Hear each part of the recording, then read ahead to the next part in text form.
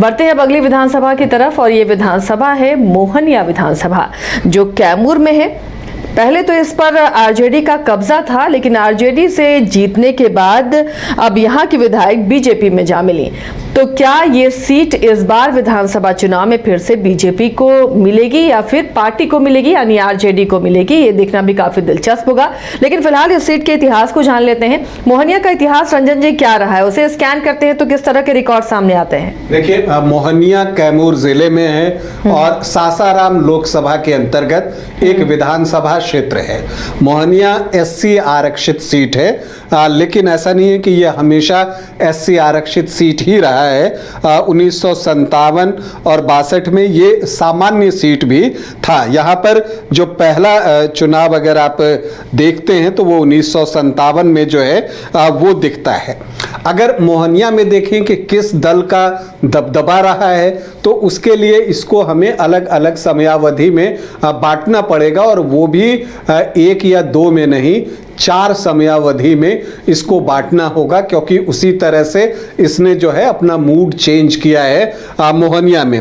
पहला जो समयावधि है वो 1957 से 1985 के बीच का है। उस समय कांग्रेस वर्सेस सोशलिस्ट पार्टियों के बीच में यहाँ पर मुकाबला हुआ करता था, जिसमें ज़्यादातर अवसरों पर जीत जो है वो कांग्रेस पार्टी को मिलती थी। जो उस समय कुल 8 चुनाव हुए, उसमें 5 में जो है कांग्रेस को सफलता मिली। फिर आप आगे बढ़ते तो एक कालखंड आता है 1990 से 2000 का।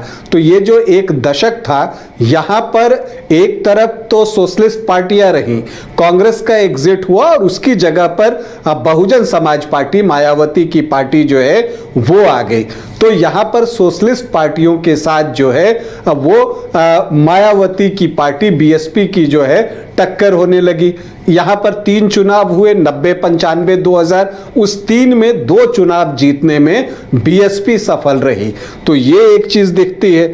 फिर जो तीसरा कालखंड आप देखते हैं 2005 से 2010 के बीच में, जो इन 5 सालों में 3 चुनाव हुए, 2005 में 2 और 2010 में 1, यहाँ पर सोशलिस्ट पार्टियां ही आपस में भिड़ती रही, मतलब आरजेडी और जेडीयू का मुकाबला ही होता रहा। लेकिन 2014 में एक उपचुनाव में यहाँ पहली बार जो है वो कमल खिला, और उसके बाद से बीजेपी यहाँ पर है। 2014 में उसने जीत हासिल की, और उसके बाद जो है उसने 2015 में भी जीत हासिल की।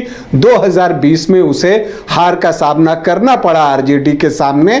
तो अब वो जो विधायक हैं संगीता कुमारी, अब वो बीजेपी में शामिल हो गई हैं। आप मोहनिया में जब देखते हैं तो यहाँ पर बसपा का एक आधार वोट है, और उससे आप इनकार नहीं कर सकते।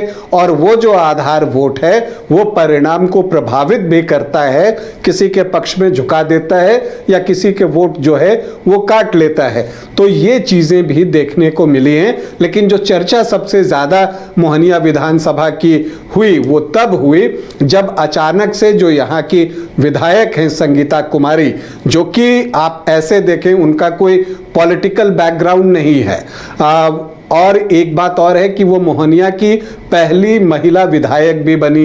लालटेन उन्होंने जो है जलाया मोहनिया में, और सब कुछ जो है वो ठीक ही चल रहा था। लेकिन पिछले साल जो है 2024 में फरवरी का शायद महीना था, उस समय अचानक से जो है उन्होंने आरजेडी जो है वो छोड़ दिया और उन्होंने बीजेपी ज्वाइन कर ली। हालांकि अगर आप टेक्निकली देखें तो वो आरजेडी की ही विधायक अभी हैं, इसलिए जब उनसे ये सवाल किया जाता है तो वो कहती हैं कि ना आरजेडी ना बीजेपी, वो मोहनिया की विधायक हैं।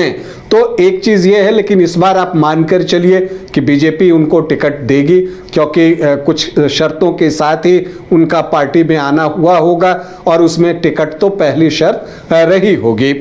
अब अगर आप यहाँ पर ये देखें तो यहाँ पर कुल 17 चुनाव जो है अब तक हुए हैं, जिसमें कांग्रेस ने 5 बार सफलता अर्जित की है।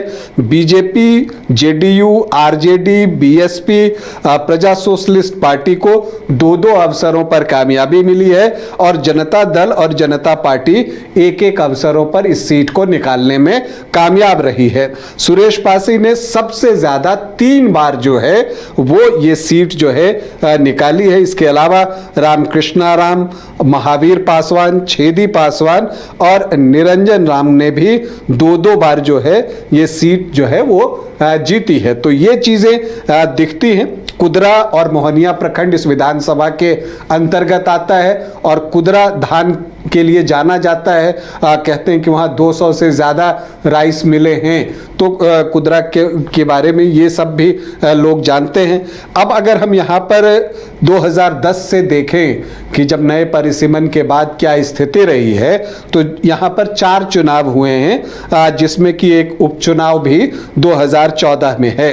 2010 में यहाँ जेडीयू से छेदी पासवान जो हैं वो प्रत्याशी थे। उनके सामने आरजेडी से निरंजन राम थे। छेदी पासवान को आए 38,918 वोट, मतलब 34.81% वोट, और निरंजन राम जो आरजेडी के थे उनको आए 36,393 वोट, मतलब 32.55% वोट। कांग्रेस के कन्हैया राम 14,613 वोट लेकर आए, मतलब 13.07% वोट, और जो बीएसपी के अकलू राम थे उनको 11,533 वोट मिले, मतलब 10.32% वोट।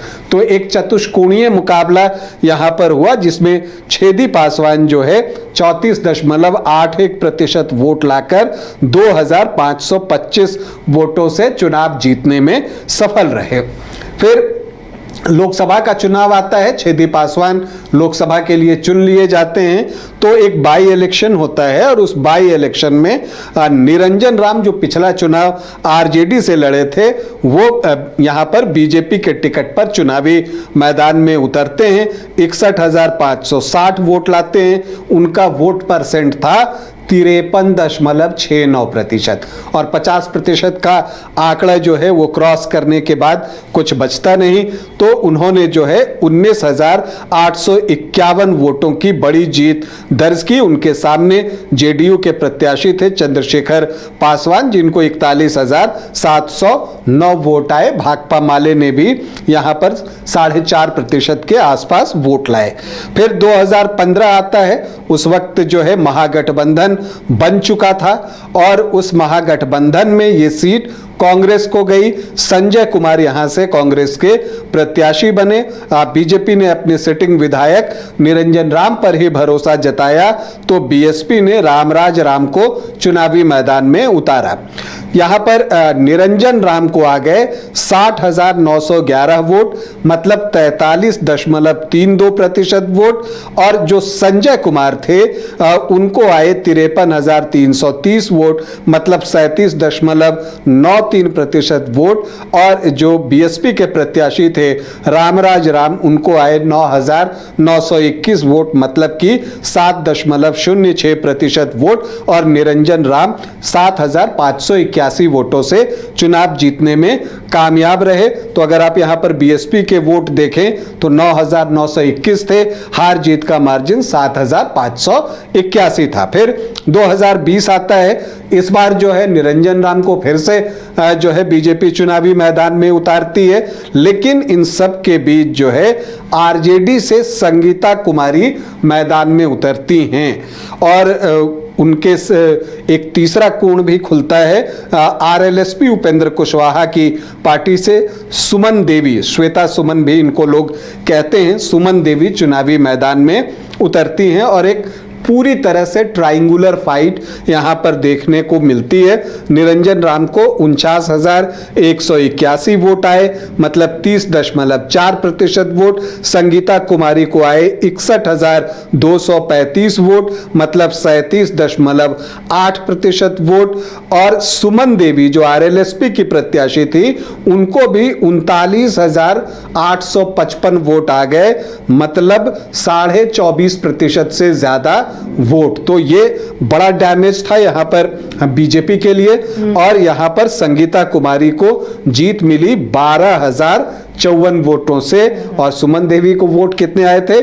39,855। तो पहली बार महिला विधायक मोहनिया को मिली। संगीता कुमारी जो है वो चुनाव जीती और यहाँ से प्रत्याशी बनी। लेकिन जैसा मैंने आपको बताया कि 2024 में फरवरी के समय में उन्होंने पाला बदल लिया, वो बीजेपी में चली गई हैं और उनको बीजेपी ने तुरंत पार्टी का प्रवक्ता भी जो है वो बना दिया। हालांकि ये बात अलग है कि जिन दो प्रत्याशियों की हम बात करते हैं, भभुआ में भरत बिंद और यहाँ पर संगीता कुमारी, जब लोकसभा का चुनाव हुआ तो इन दोनों क्षेत्रों में भाजपा पिछड़ गई।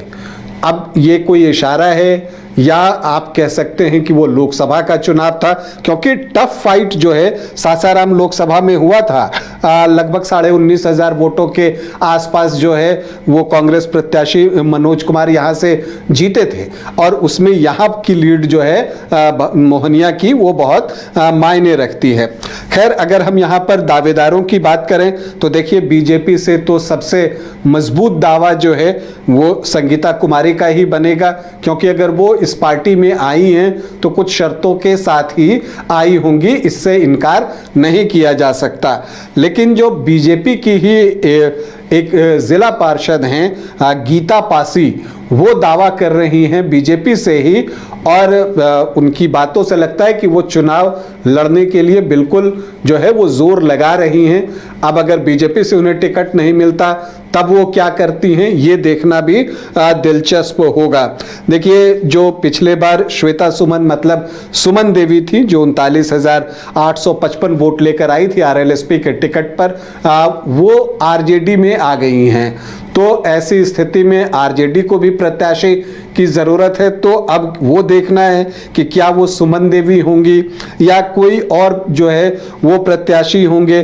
गीता पासी के रवैये को भी देखना होगा। एक झुग्गी झोपड़ी प्रकोष्ठ के हैं रंजीत जी, वो भी जो है कोशिश कर रहे हैं आरजेडी से टिकट का और नहीं मिलने पर निर्दलीय भी वो उतर सकते हैं चुनावी मैदान में। बीएसपी से ओम प्रकाश दीवाना का नाम सामने अभी आ रहा है उभर कर।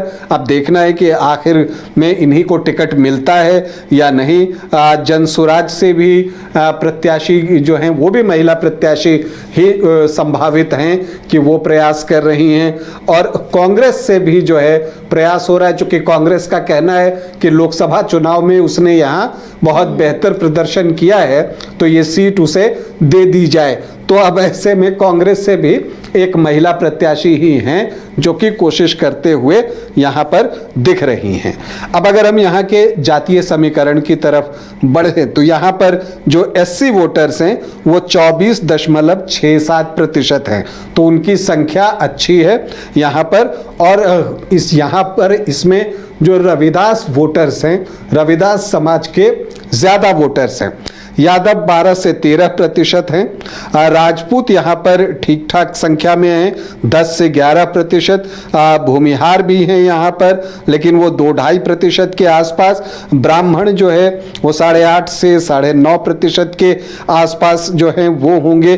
कुशवाहा यहाँ पर जो हैं वो 12 से 12.5% हैं और थोड़े बहुत कुर्मी भी हैं। तो कुल मिलाकर अगर आप देखें तो कुइरी कुर्मी मिलाकर 13.5 से 14% का आंकड़ा पहुंचता है। वैश्य भी 10.5 से 11% हैं और इसके अलावा जो अन्य अति पिछड़ी जातियां हैं उनकी संख्या भी अच्छी है, 8-10% के आसपास वो आंकड़ा भी पहुंचता है। तो समीकरण आपको जो दिखेगा वो थोड़ा सा बीजेपी की तरफ टिल्टेड दिखता है, क्योंकि यादव वोटर्स यहाँ 12-13% हैं और मुस्लिम 8.3 हैं। तो ये जो चंक है अगर आप देखिए तो 21 से 23% का ही पहुंचता है। मल्लाह वोटर्स भी 2.5-3% हैं, लेकिन वो किधर जाएंगे अभी बताना मुश्किल है। और ऐसे जब आप देखते हैं तो यहाँ पर जो समीकरण है वो एनडीए की तरफ थोड़ा झुका दिखता है, लेकिन चुनाव जो है वो समीकरण का ही खेल होता है। कोई ऐसा प्रत्याशी खड़ा हो जाता है तो फिर वो आपके समीकरण से वोट निकाल लेता है। तो जो भी एक सेट इक्वेशन होता है उसको ब्रेक करके ही आप चुनाव जीतते हैं जो सामने वाली पार्टी होती है, क्योंकि सबका एक अपना समीकरण होता है। तो मोहनिया का चुनाव इस बार बहुत दिलचस्प है और इसलिए भी मैं कह रहा हूं क्योंकि संगीता कुमारी ने आरजेडी से बीजेपी में पाला बदला है, तो तेजस्वी यादव भी कोई कोर कसर नहीं छोड़ेंगे और इस सीट को वो प्रतिष्ठा का एक विषय बनाकर तो चलेंगे और यहां पर वो पूरा जोर लगाएंगे, ये मानकर चलिए।